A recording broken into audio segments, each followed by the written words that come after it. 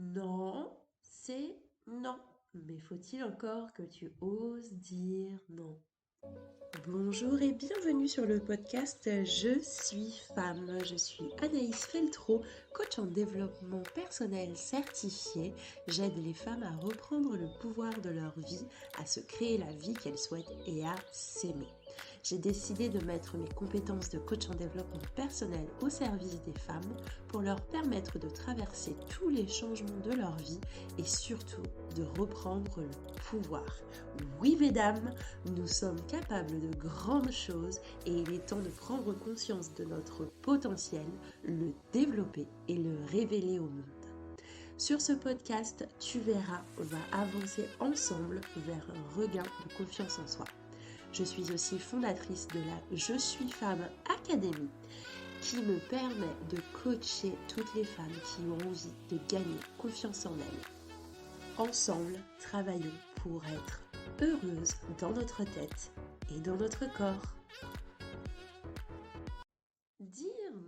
Dire non est parfois difficile et c'est vraiment à ce dont j'ai envie de te parler lors de cet épisode de podcast. Déjà, bienvenue dans ce nouvel épisode du podcast Je suis femme. Je ne sais pas si tu es inhabitué ou pas et si tu souhaites bien sûr ne rien louper. N'hésite pas à t'abonner au podcast, n'hésite pas aussi à me laisser ton avis. J'ai toujours plaisir à avoir des retours pour du coup aussi produire des podcasts qui te plaisent, qui t'intéressent et qui te servent surtout.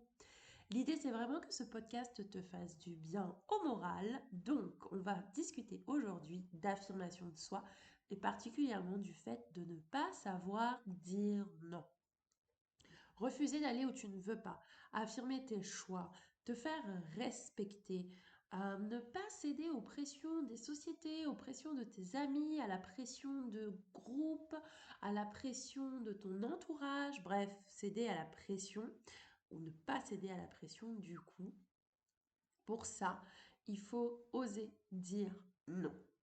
Non. Savoir dire non, c'est pas forcément être agressive, c'est pas forcément blesser l'interlocuteur, c'est juste affirmer ses choix, affirmer sa volonté et suffisamment te respecter pour que les autres puissent te respecter aussi. Parce que chaque fois que tu t'affirmes, les autres comprennent aussi du coup comment tu fonctionnes, comprennent aussi tes limites et du coup feront le nécessaire, la plupart du temps en tout cas, pour ne pas franchir ces limites et pour que vos relations soient saines et épanouies. Tu peux aussi par exemple avoir un caractère un peu réservé et donc tu crains toujours de déplaire ou de décevoir. Tu peux aussi avoir un tempérament qui fait que tu es rapidement impressionné par les personnes qui imposent leur choix. Tu peux aussi être dans le cas de figure où en fait tu te laisses entraîner dans certaines situations parce que la vie suit son cours, t'as pas le temps de réagir, que tu es déjà engrainé dans une situation et puis ensuite tu as du mal à en sortir puisque tu ne t'affirmes pas. À chaque fois que tu n'oses pas dire non ou à chaque fois que tu ne veux pas dire non ou en tout cas que tu veux, mais qu'il y a un blocage, il y a un frein certain, les conséquences peuvent vraiment prendre des ampleurs incroyables.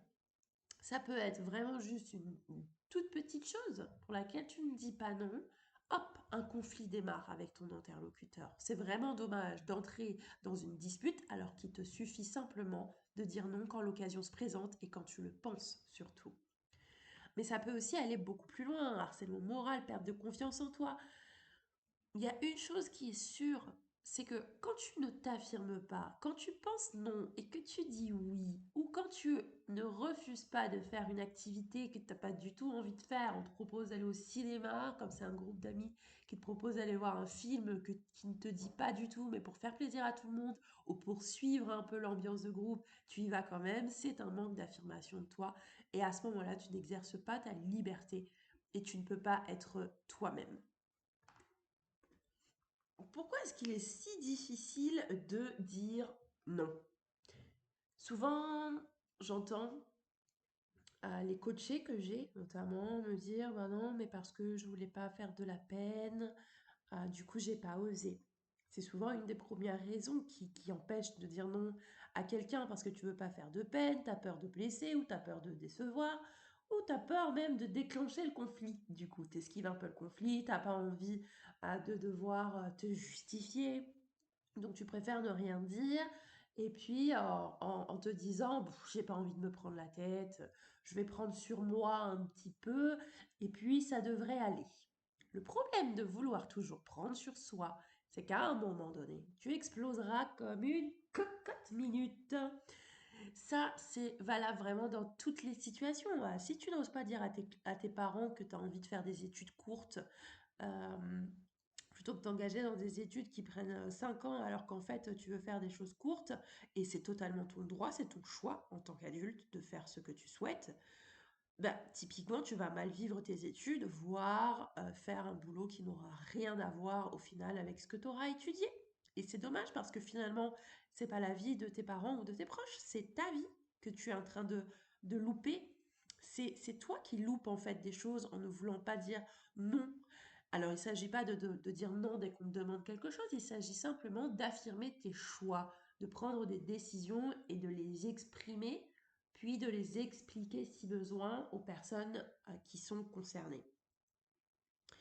Cette première difficulté, en fait, qui est de ne pas savoir dire non parce que tu as peur de blesser, décevoir, c'est souvent fréquent dans les relations avec tes proches, hein, tes amis, tes parents, ton mec, ta nana, avec qui le lien affectif est très fort. Et puis, ben, c'est comme s'il y avait un espèce de chantage affectif derrière. Quoi? Mais attends, tu ne peux pas nous faire ça. On a sacrifié, on a tout donné, et toi, tu veux faire des petites études. Tu veux être cuisinière au lieu d'être avocate? Ben ouais, en fait. Tu veux être chanteuse, et chanteuse, c'est pas un boulot. Mais pourtant, c'est ce qui te fait vibrer, c'est ce qui te fait vraiment kiffer. Donc, il y a cette espèce ouais, de chantage affectif derrière. Et finalement, bah, tu te soumets à cette espèce de chantage affectif. Et résultat des courses, tu perds en liberté, tu perds le pouvoir sur ta vie. À un moment donné, il faut réussir à s'affirmer et se détacher des obligations qu'on a avec les proches jusqu'à un certain moment, en fait. On a des obligations envers nos proches jusqu'à un certain degré. Souvent aussi, on a du mal à dire non parce qu'on est sous pression. Tu fais partie d'un groupe d'amis, c'est ce que je disais en début d'épisode, tu vois, tu fais partie d'un groupe d'amis, ils ont envie d'aller voir un film au cinéma, t'as pas du tout envie d'aller voir ce film, mais pour pas te sentir à l'écart, pour pas te sentir euh, jugé, ou en tout cas parce que tu as peur de ce qu'ils pourraient penser si tu dis non, t'es pas du tout film d'horreur, mais ils veulent tous aller voir un film d'horreur. Et là, bah, tu suis le mouvement, ben, c'est pas ok parce que finalement, tu vois, tu vas pas dire non. Et au bout d'un moment, tu vas être un petit peu le mouton du groupe. Et c'est pas du tout intéressant, ni pour toi, ni pour eux finalement. Donc, il faut que tu décides de dire non, ça c'est sûr. La première chose qu'il faut que tu saches et que tu fasses, c'est qu'il faut décider de dire non. Parce que comme ça, tu gagneras en puissance, tu gagneras en assurance, mais de te dire, ok, pourquoi est-ce que je dis non? Est-ce que je veux faire ça ou pas? Est-ce que c'est bon pour moi ou pas? Et à partir de là, tu prends ta décision et tu t'y tiens. Quand on dit non, faut pas se laisser influencer par les critiques, etc. Il faut juste dire non et t'y tenir fermement. Quand je parle de fermeté, je ne parle pas d'agressivité, ni d'agressivité passive, la moquerie, le sarcasme, pas du tout. Mais juste dire les choses telles qu'elles sont, basées sur ce que tu ressens à l'instant présent, au moment où tu te retrouves dans les situations. Ça t'évitera de te justifier ou d'émettre des regrets. Oh, j'aurais bien aimé, mais je ne peux pas parce que j'ai piscine. Voilà.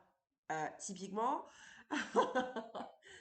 dire à quelqu'un je peux pas, j'ai poney, c'est vraiment un problème d'affirmation de soi. Lui dire je ne peux pas, point. À la limite, tu peux trouver un compromis si tu veux, un peu arrondir les angles, mais il n'y a rien qui t'y oblige. Et puis, il est très important, voilà, que tu sois en accord avec toi-même. Et puis, ben, Simplement, tu as aussi l'occasion de pouvoir expliquer longuement ta position selon ce à quoi tu dis non, selon le sujet sur lequel tu t'affirmes. Allez, courage, réfléchis-y, fais un petit peu émerger l'idée que c'est totalement possible de le faire et commence par le faire dans des petites situations sans grande incidence. Et puis au fur et à mesure, tu t'affirmeras de plus en plus et tu reprendras le pouvoir de ta vie. Hey hey! J'espère que l'épisode t'a plu. J'ai hâte de te retrouver la semaine prochaine pour la suite. En attendant, j'espère que tu vas pouvoir prendre conscience de ton potentiel et décider de prendre confiance en toi pour reprendre le pouvoir de ta vie, te créer la vie que tu souhaites car tu la mérites et vivre heureuse dans ta tête, dans ton corps et par-dessus tout, t'aimer. Donne-toi une grosse dose d'auto-amour. Et pense aussi à t'abonner au podcast pour ne pas rater les prochains épisodes. Tu peux aussi nous mettre 5 étoiles si le contenu t'a plu. Et n'hésite pas à laisser un commentaire, à donner ton avis et à poser des questions. Je suis prête à te répondre. Tu peux aussi me contacter sur les réseaux sociaux. Tu trouveras le lien dans la description du podcast. À la semaine prochaine. C'était Anaïs Feltro. J'ai hâte de te retrouver et de t'aider à gagner confiance en toi. Bye!